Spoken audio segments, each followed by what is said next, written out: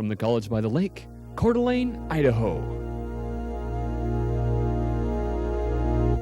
Local, regional, national, and international guests discussing the issues and topics affecting the way you live are on Forum, the North Idaho College Public Forum, with your host and moderator, political scientist Tony Stewart.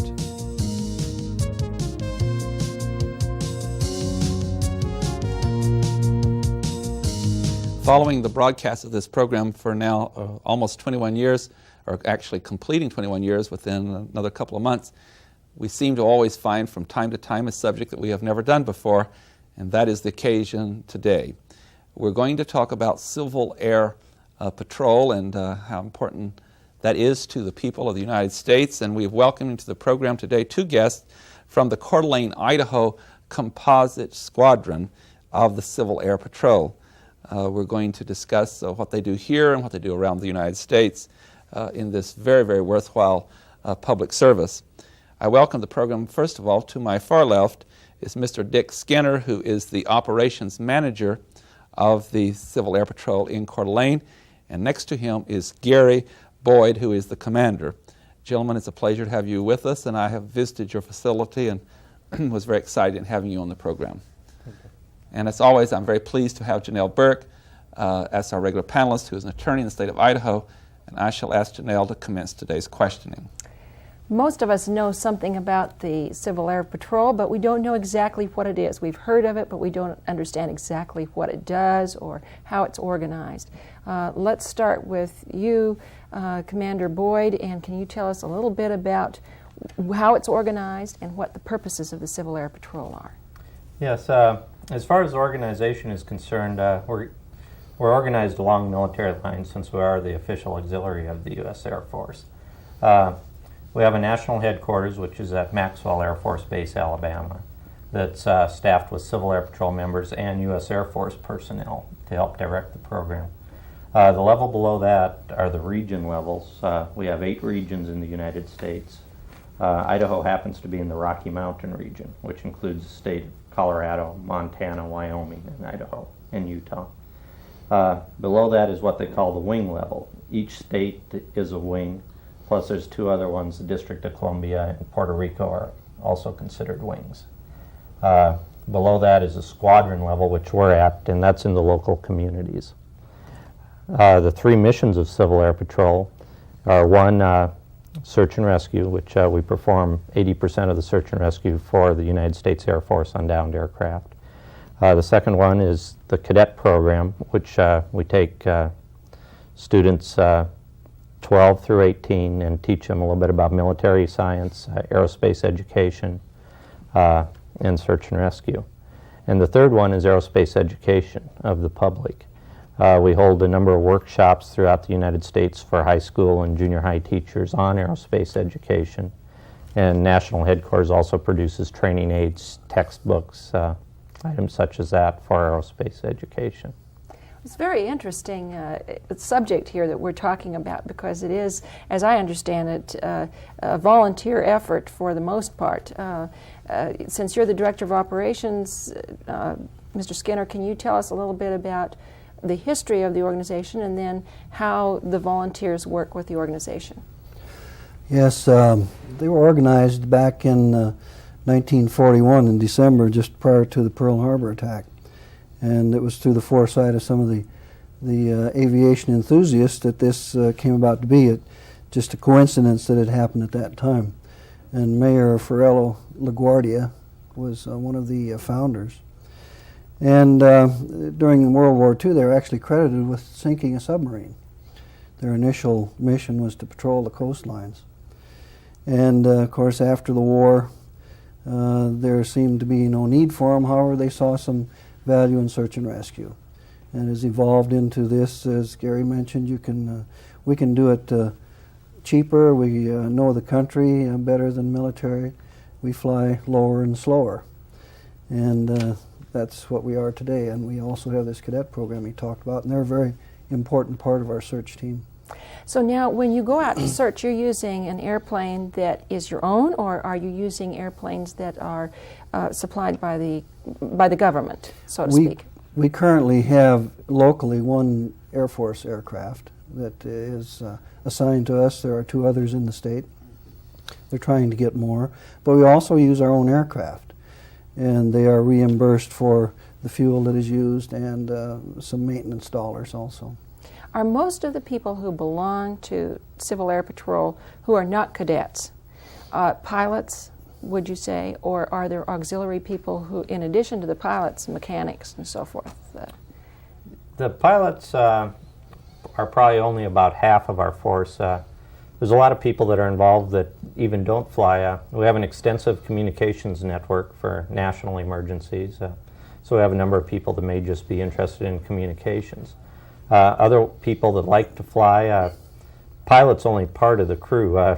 There's 3 other sets of eyes usually in the airplane, the observers, and those people may not be pilots. The only requirement is that they're able to fly well or can get up to that point where they can fly without getting sick. We also have ground teams. Our cadets comprise most of our ground teams that go out on the ground and look for the aircraft. That's a very important part, not only the flying, but the ground portion of the search and rescue. Okay. Commander Boyd, I'm going to ask our staff to put up some photographs in a moment. I want to show our viewers what your facility looks like and one of your planes, and then some shots from the air as you have searched. I think it's important to have some visual aids for our viewers. I know they always appreciate that fact that in the first one that's come up on the screen, if you would describe to us what this is. This is our home out at Coeur d'Alene Airport. The building itself belongs to what they call the Sheprock Foundation, and it was formed after Mr. Shepard and Mr. Rock had crashed on a flight back from Libby, Montana to Coeur d'Alene. They worked here at the local Cablevision office, and the Rock family saw fit to donate the use of this building to the Civil Air Patrol and other search and rescue organizations in the area. And so you have your operations, all your operations out. This is actually out in Hayden Lake, is it not? Yes, that's right. It's on the Hayden Lake Airport. It's a 2-story hangar and office complex. And we're going to have them to put up in a moment one of the planes, and I know that Mr. Skinner talked about a minute ago that you have one plane from the government itself, but you have other planes that are privately owned or part of your organization, the funds that you raise? Yes, they're member-owned aircraft. We have 12 members that own their own aircraft. They supply them for our use, and the government will reimburse them for the gasoline, oil, and a little bit for the maintenance when they use them on missions that we have. So there's really a lot of charitable work. Now, this plane that's gone up on the screen here, is this one of the private owned planes? No, this is our Squadron aircraft. It's a 1981 Cessna 182. It's probably one of the best all-around search airplanes right now that's out on the market. The U.S. Air Force bought about 500 aircraft throughout the United States for Civil Air Patrol. Idaho Wing has 3 Cessna 182s. For mountain work, these are probably about the best aircraft you can get. And they supplied the aircraft and the avionics system for us. When you have word that comes in that there has been a missing plane and it is presumed that it is down, you will have several planes in the air at the same time searching. I know I was out visiting, and it was really interesting the detail that you use. You take a map of the area where it is suspected the plane went down, and tell us a little bit how you engage in that search and how you assign planes to different, I would guess you would call it sections of the map. Grids. Grids. One thing, we work for the Idaho Division of Aeronautics on any aircraft search. They're the controlling authority in Idaho, and they'll appoint a mission coordinator for the CAP resources. The first thing we do is determine the point last seen of the aircraft and determine his route. Then we. If I could just interrupt, see, one of them that's come up on the screen. So when you assign a grid now, like here's a plane now, and this particular plane has spotted the crash, which you can just barely see in the trees, isn't it? Yes, that's correct. The aircraft is almost in the middle of the photograph there. It's real hard to see due to snow. This was taken a couple weeks after the aircraft was found. This one happened to be in May out of Troy, Montana, where the pilot had walked out of the crash site, actually. I interrupt you because I want to get the photograph that's on the scene, but then go back to how you do assign those flights. Okay, the grids are assigned. We have a number of resources we can use to assign the grids. One is satellite data. We try and find out if the aircraft's emergency locator transmitter is going off. That'll narrow down the search area. We also look for what they call an NTAP, which is a radar track of the airplane. If the airplane's traveling at high enough altitude, we can track it from the point where it takes off along the route. And usually, a lot of times where the aircraft disappears off the radar tracks is a good point to start searching. They're usually within that area, unless they've decided to fly low. Some of the other things are bad weather. We look for weather around routes. The things that normally happen to cause aircraft accidents, and we assign the grids from those points. When you're doing that, and again, we have another shot here on the hillside, sometimes it takes a long time to find them. This particular one here, how long did it take to find this plane? Actually, the only way it got found, the pilot walked out, and it took him about 5 days to walk out of it. The aircraft did have an emergency locator transmitter on it, but unfortunately it wasn't turned on. As you can see, some of the snow's melted in the area, but there was a lot of snow in the area at the time, and it was extremely difficult to see from the air. When you take a look at a map, and we live in a very rugged area of the Northwest or the West with the Rocky Mountains and so forth. I've seen your maps, and each little grid on the map looks like a little tiny square, and so when I was noticing how many you have to cover, the first thing that came to mind to me, that number one, there is so much geographical area to cover, and then secondly, like the photograph we've had, that when it's down in those trees, and if it's a small plane, it doesn't disturb enough of the terrain to where it's easy to find you. Two things: one, you could just fly over it, but number two, you have so much area to cover. Is it not very much like trying to find a needle in a haystack? It is. Especially if you don't have any help, unless you have a couple of those help aids that I've just described earlier. It's very much like looking for a needle with a haystack, and all you can do is go over it a number of times, especially on large searches. It takes a lot of aircraft. You figure for a 15 by 15 mile area, at least 4 to 5 hours of searching, and you usually do that 3 or 4 times on it. And I would assume, too, the time of the year that you're doing the search has a lot to do with it, what the weather conditions are, and of course even the daylight time you have. That's correct, and the color of the aircraft. As you could see in that photograph, a white aircraft is extremely hard to see in snow-covered terrain. Same way with a green one during the summer.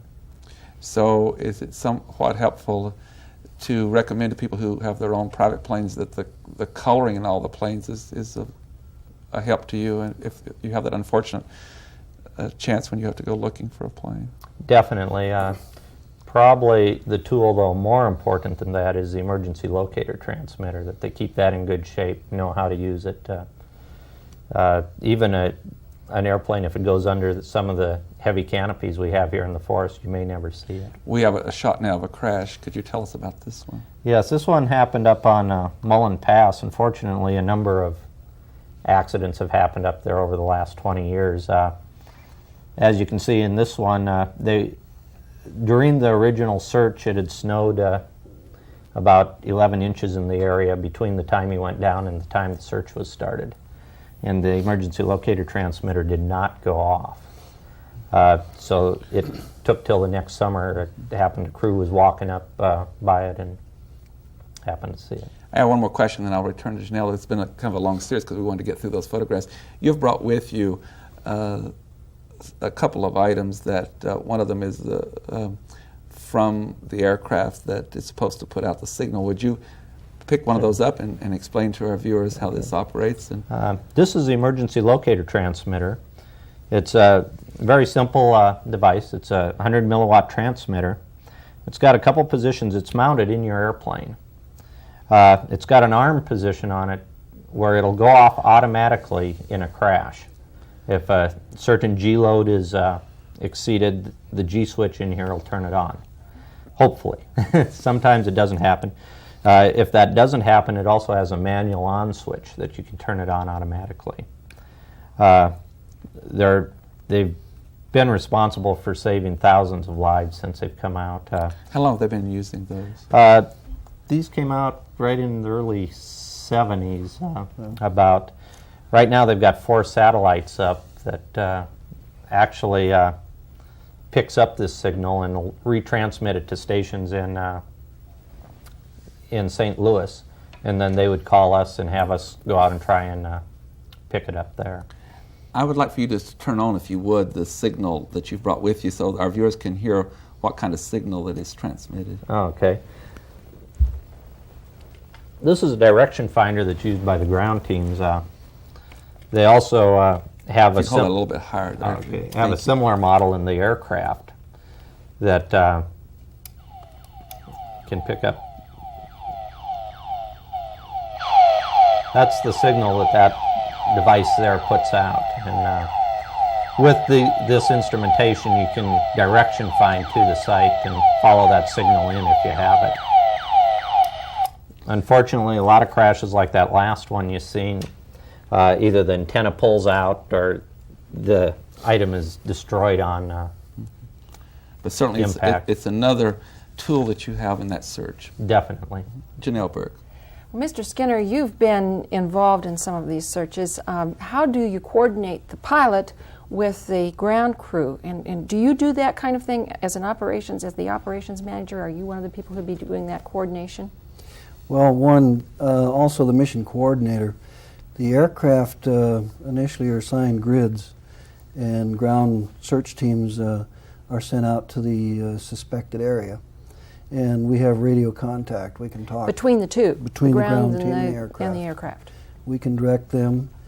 And it's really a highly orchestrated operation. It's not just jump in an airplane and go look for a downed one. It's a very scientific system that's used. And how many people would be likely to be in the ground crew that would be going out? In a ground team, as many as we can muster. Sometimes it's difficult because of school and things like that, but we've had 5 in a ground team, and sometimes there are several ground teams. It just depends on the availability. Do you use horses and dogs, or is this all on foot? Dogs are used. They have the Mountain West Rescue team here locally, and dogs are used, and in cases the Sheriff's Department has some mounted deputies, and they use their horses. Now, I know that you're not always looking for downed aircraft. You might be looking for something else, like a lost hunter. Would that be correct? And tell us a little bit about that, because I know a lot of people are interested. Lost hunters, lost hikers, raft groups on the rivers that are overdue. We do firestorm. We did some surveillance, took some of the officers up so they could see areas that had to be evacuated, see how much damage. We transport law enforcement people. We do some work for the U.S. Customs, just in case of any disaster, flooding, whenever we're called upon. Just a variety of things. Now, do you carry cameras as well, so that you photograph an area if you suspect a problem? Yes, And that would be, I'm sure, particularly with natural disasters. Yes, we do take cameras with us too. Yes. And so you will photograph the disaster area or the wreckage in addition to also going down. Mm-hmm. Several of us are also trained in monitoring radioactive spills from the air and from the ground also. Now, suppose that you get a call. How long do you wait to make sure it's a valid call, or do you wait any length of time at all? Well, the call is initiated through the either the Bureau of Aeronautics or Wing Commander in Boise, and this is usually as the satellite goes around the Earth. On the second hit, we will be notified that there is a possibility we're on alert, and on the third hit, we are activated. And from that point on, we like to respond within an hour. That's ideal, but if it's midnight, there's a lot of things that can't be accomplished in the dark. However, we have taken off here at midnight to go and search for an aircraft. So now you've got the call, and suppose now you find someone and they're in need of medical help. Do you use fixed wing and rotary aircraft, or are you basically fixed wing? Well, we're basically fixed wing, but we do have some helicopters available through the rescue unit in Spokane, the military. Also, a local operator here has donated his helicopter in time of need. So, but primarily the Civil Air Patrol is fixed wing, but we use all the resources we can muster. So once you find this person and they're in need of help, you radio for help, and then does another team come in that's qualified to do medical help, or do you have some training along that line as well? Well, certainly we have people that are trained in first aid. The aircraft, of course, would relay the location of the people, and from that point the ground teams would have to take over. We would circle the area and help to direct the ground teams into the area. Sometimes this can be many miles away. We might find an aircraft or a person many miles from where they're supposed to be. So there is a lot of time involved, and one of the tools also that I'd like to mention for the pilots is to be sure and file a flight plan. Give us a chance so that we can get started immediately. I want to give both of you a chance perhaps then to talk about one of the most rewarding experiences that you've had in your personal experience, and then we'll go on to some other questions from Tony. But I'd like to ask both of you, perhaps starting here with Commander Boyd, what has been one of the most rewarding experiences that you've had in your volunteer work with Civil Air Patrol? Boy, there's so many of them, you know. That's why I've been staying with it for 20 years. I started out as a cadet in the program back in '72, and there's just so many of them. A number of our cadets have went to the Air Force Academy and have went on into the Air Force and come back and talk to our cadets. That's a nice moment. You know, on search and rescue, some of the finds and saves we've been on have been great. So those are high points to you. And I suppose sometimes education that results in someone carrying a transmitter when they should be, or filing a flight plan when they should be, that might not have otherwise. Those would be rewarding moments too. What about you, Mr. Skinner? Do you have a time that you can tell about that was particularly exciting and exhilarating?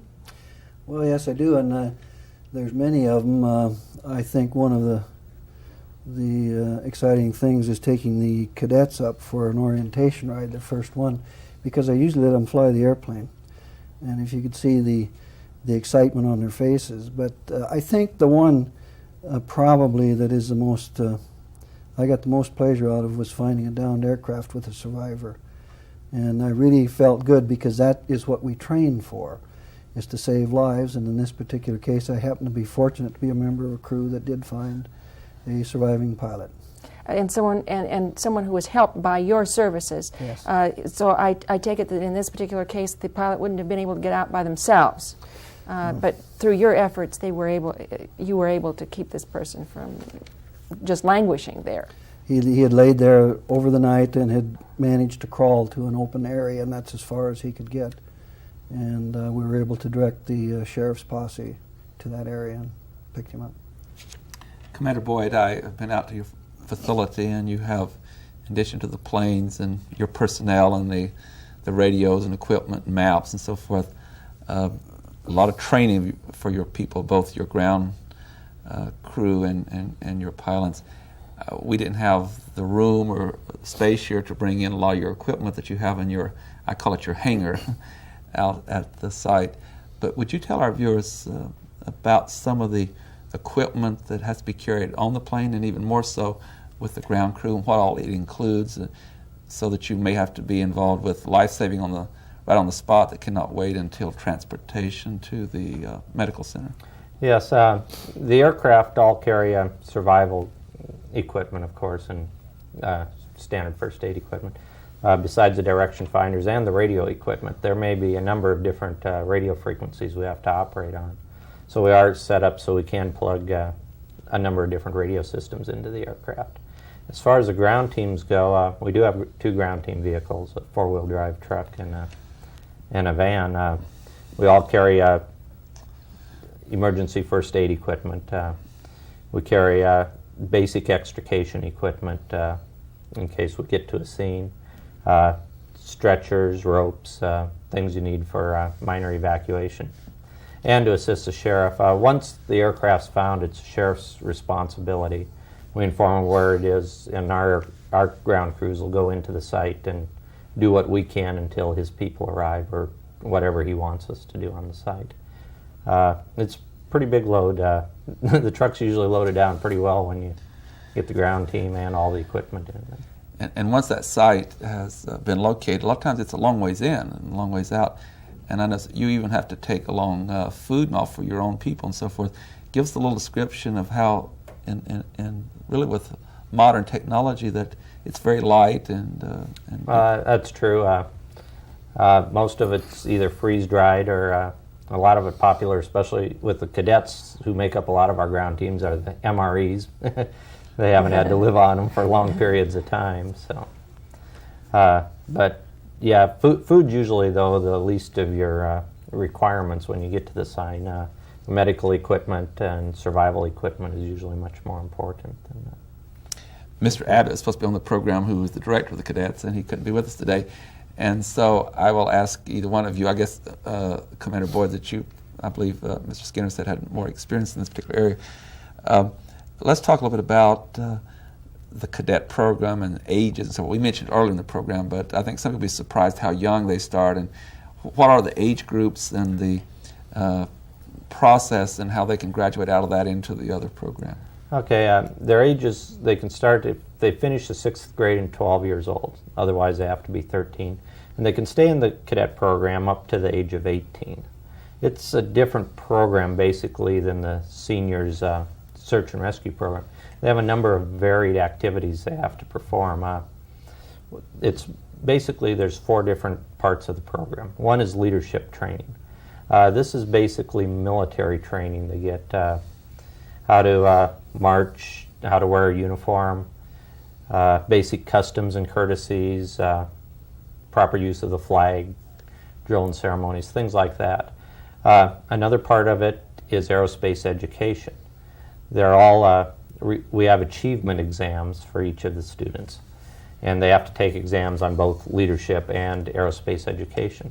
And we teach them a whole facet of aerospace education topics, everything from rocketry through powered flight, aviation history, items like this. We also have a moral leadership program. Once a month, the unit chaplain discusses a current moral leadership topic with them. And then the search and rescue portion of the program, which is also an important part of it. I think both of you gentlemen, on behalf of Janelle Burke and her staff, it's been most informative, and again, we commend you for your public service.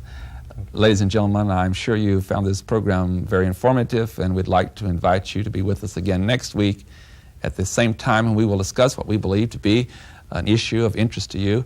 Until then, please have a good week. I am Tony Stewart. The North Idaho College Public Forum was videotaped live from the studios of Telemedia Services on the campus of North Idaho College for viewing at this more appropriate time. We invite you to join us again next week for another all-new edition of the North Idaho College Public Forum on this public television station.